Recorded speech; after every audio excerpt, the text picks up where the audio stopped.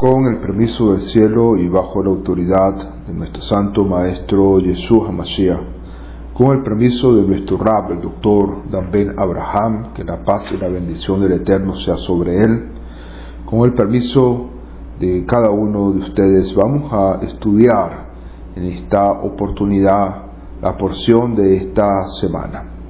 Al igual que la semana pasada, esta oportunidad tenemos doble parashá, dos porciones de la Torá que se leen en este próximo Shabbat. La primera porción tiene por nombre Aharei Mot, que significa después de la muerte, en alusión a ciertos preceptos y mandamientos que el Eterno estableció en la Torá después de la muerte de los dos hijos de Aarón que presentaron un fuego extraño delante de Dios.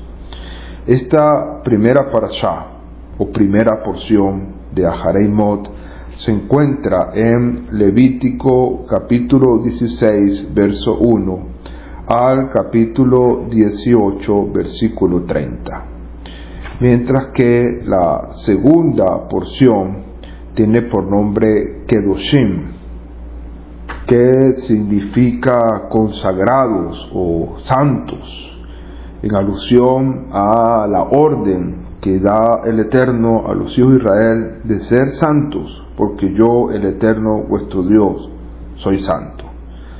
Estas normativas de santidad que establece la parashá que establece la Torá en la parashá Kedoshim se encuentran en Levítico capítulo 19 versículo 1 al capítulo 20 versículo 27. Por lo tanto, esta semana se estará estudiando estas dos porciones que juntas van desde Levítico capítulo 16 verso 1 al capítulo 20 versículo 27. En esta oportunidad vamos a comentar algunos aspectos importantes de estas dos parashot. En primer lugar, iniciaremos con la parashá Aharei Mot. Esta sección se describe en detalle el servicio del sacerdote principal, es decir, el Cohen Agadol, en el día de Yom Kippur o el día del perdón, en las épocas en que el Beit HaMikdash, el templo o el santuario, estaba en pie. Como reminiscencia del servicio sagrado que fue anulado luego de la destrucción del segundo templo, los sabios establecieron leer en el día de Yom Kippur el primer capítulo de esta parashá, es decir, el capítulo 16, entre las plegarias de la mañana, es decir, Shacharit, y la plegaria siguiente denominada Musaf. A diferencia de las tres festividades de peregrinación, que son Pesach, Shavuot y Sukkot, el día de Yom Kippur no está mencionado en el libro de Shemot, en el libro de Éxodo, ni tampoco en el libro de Devarim o el libro de Deuteronomio. Pero este día tan sagrado tuvo el mérito de que se le adjudique un capítulo especial en el libro de Levítico, el capítulo con el que comienza precisamente esta parashá o sección conocida como Aharei Mot. Como está escrito precisamente en esta parashá, pues en este día todas sus transgresiones serán expiadas, de modo que ustedes queden puros, así ustedes quedarán puros frente a el Eterno. La Torá introduce el servicio de Yom Kippur diciendo que Dios habló a Moshe después de la muerte de los dos hijos de Aarón, Nadab y Abiú, lo que implica que existe cierto nexo entre esta tragedia y el servicio de Yom Kippur.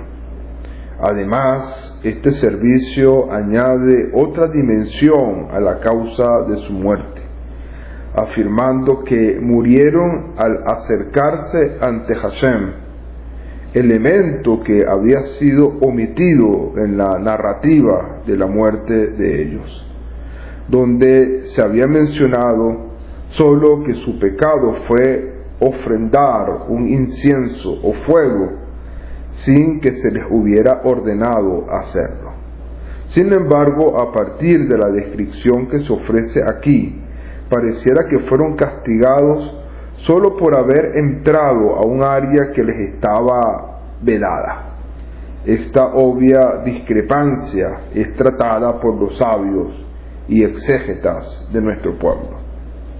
Podríamos preguntarnos por qué se menciona la muerte de Nadab y Abiú en relación con el capítulo del servicio de Yom Kippur. Debido a que de la misma manera que en Yom Kippur proporciona expiación, enseñan nuestros sabios que la muerte de los tzadikim también proporciona expiación, es decir, que la muerte de los justos proporciona expiación.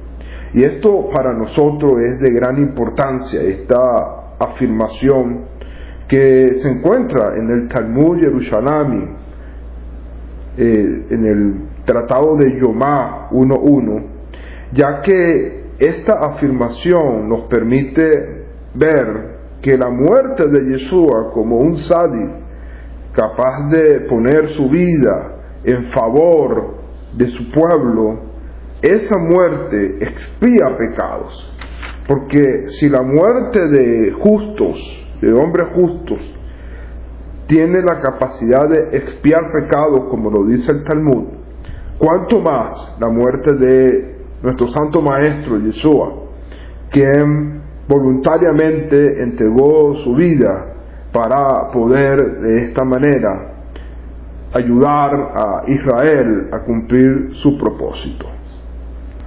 Por lo tanto, esta lección nos enseña este principio fundamental, que la muerte de los tzadikim y mucho más la muerte de Mashiach puede expiar los pecados de Israel. Y vemos que este no es un concepto extraño al judaísmo, sino que es un concepto completamente aceptable y válido en el judaísmo.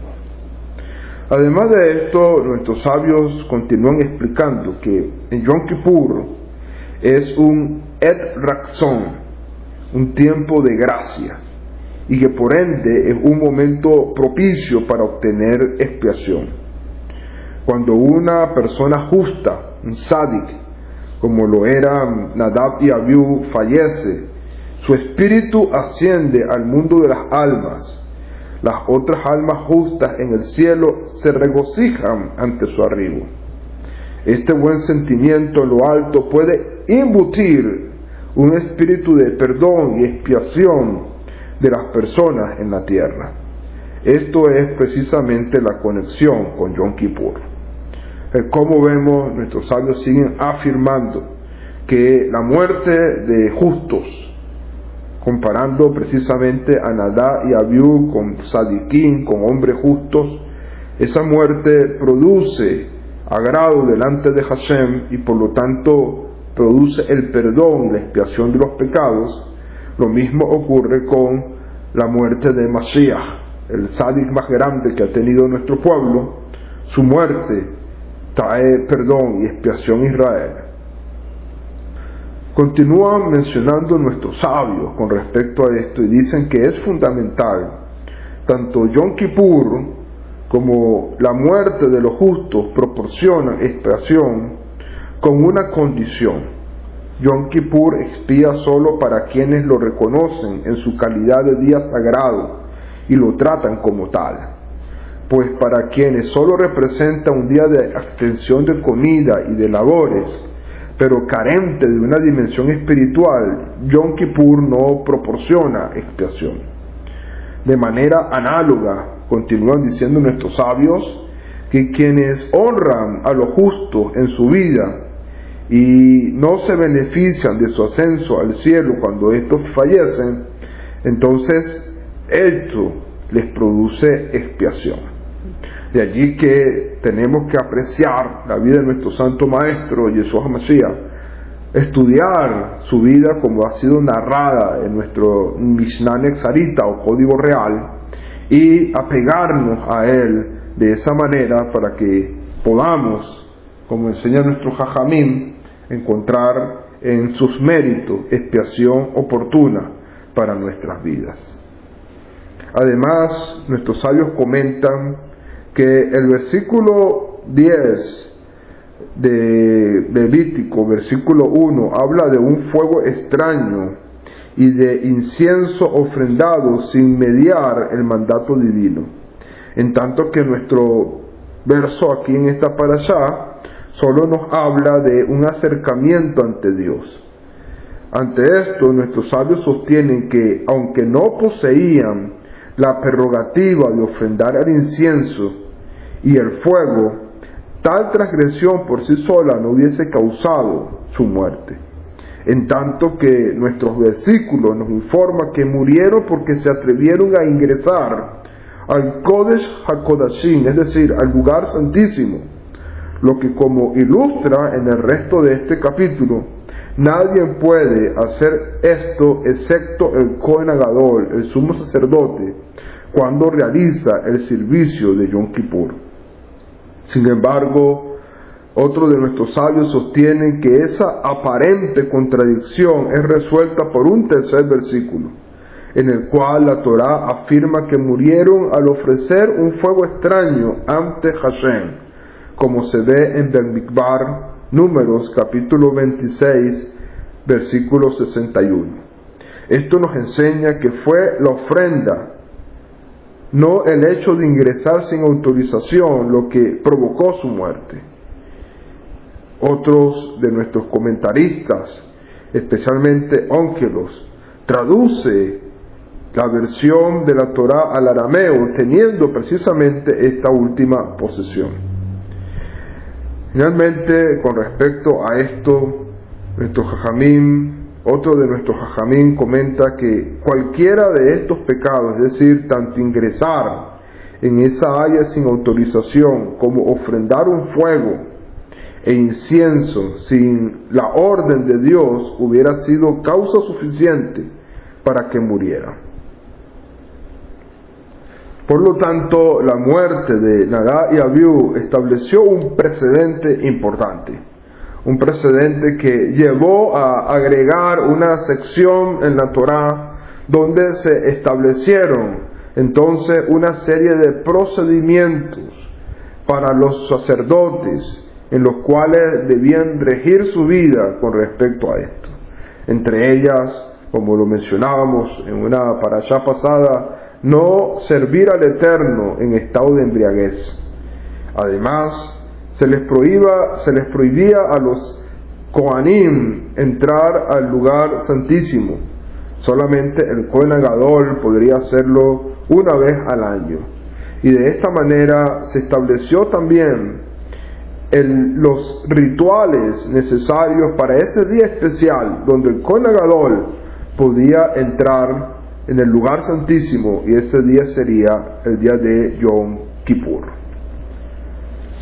Con respecto a la segunda parashá, que es la parashá Kedoshim, que también leemos esta semana, esta porción, como mencionamos en un inicio, significa sagrados o santos, en alusión a la orden del Eterno a los hijos de Israel, que debían vivir estándares de santidad importantes, ya que ellos tienen un acercamiento con Dios. De hecho, la Torá nos dice esta expresión: habla a toda la congregación de los hijos de Israel y diles, Kedoshim tihyú, santos seréis, porque yo, Hashem, su Elohim, soy santo. Y por lo tanto, basado en esa premisa fundamental de que debemos vivir santidad, porque Hashem, nuestro Dios, es santo, entonces la Torá comienza a darnos una serie de mandamientos que debemos cumplir, que nos ayuda a vivir la santidad. Y esto nos permite comentar algo importante. El propósito de la Torá es la santidad. El propósito de la Torá nunca fue la salvación. La salvación siempre fue algo que Hashem lo ha hecho por gracia y por misericordia. Abraham halló gracia delante de Dios y por eso Hashem hizo un pacto perpetuo con él y con su descendencia. Y la escogencia misma de Israel es un acto de la gracia y de la misericordia divina. Al ser Israel escogido como Am Segulá, el pueblo apartado, escogido, entonces Israel tiene que vivir estándares de santidad y para eso están los mandamientos de la Torá, para que podamos expresar esa vida de santidad a través de la obediencia. Por lo tanto, uno de los aspectos importantes que tenemos que entender a la hora de acercarnos a la Torá es que nos acercamos a ella con el propósito de vivir la santidad que Dios espera de cada uno de sus hijos. Por lo tanto, si eres hijo, eres salvo.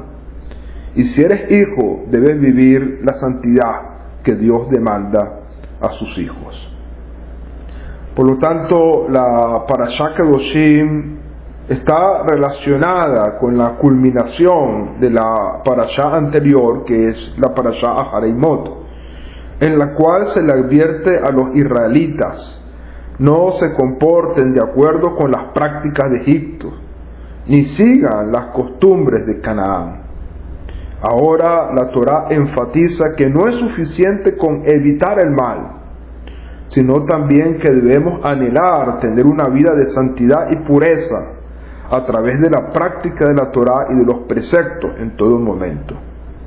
Por ello, no es casualidad que esta sección contenga 51 preceptos, 13 preceptos positivos y 38 negativos, más de la mitad que las 6 secciones anteriores del libro de Levítico, que contienen en un total de 97 preceptos.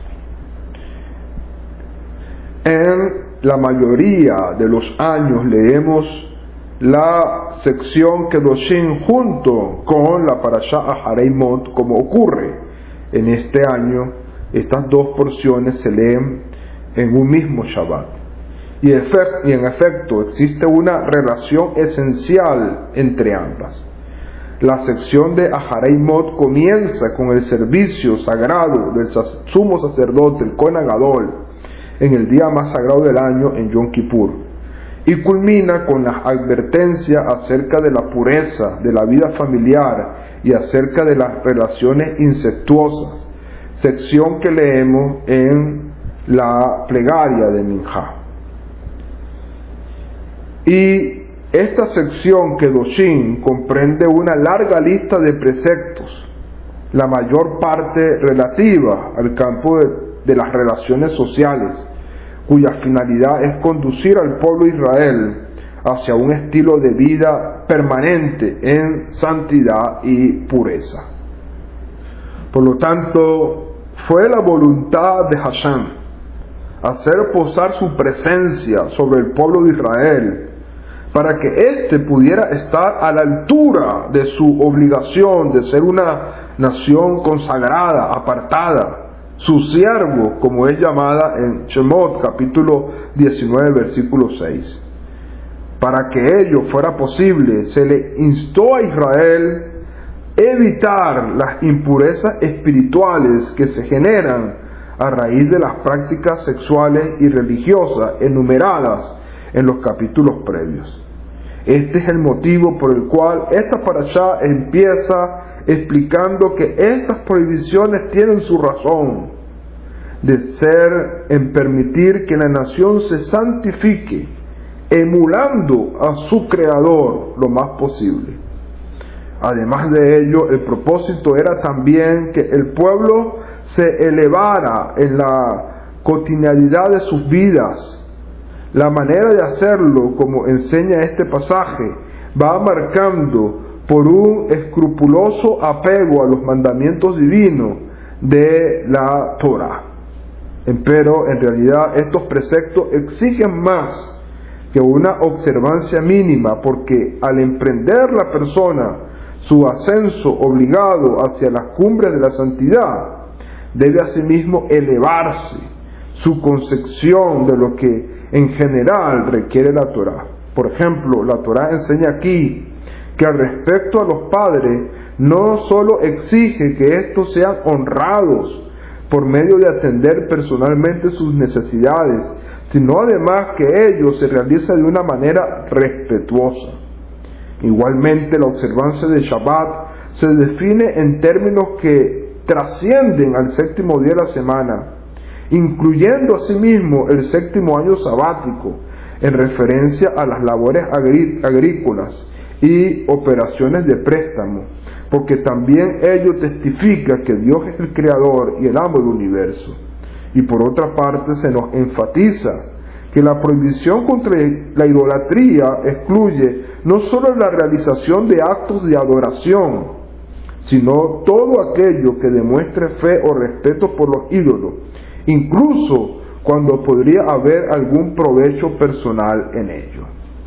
Estos son los aspectos generales e importantes de estas dos parashá. Esperamos que puedas utilizar esta información para seguir rumiando, seguir meditando en ella y poder encontrar los tesoros ocultos que el Eterno tiene para nuestras vidas en esta porción. Que el Eterno les bendiga y les guarde. Shalom Ubrahá.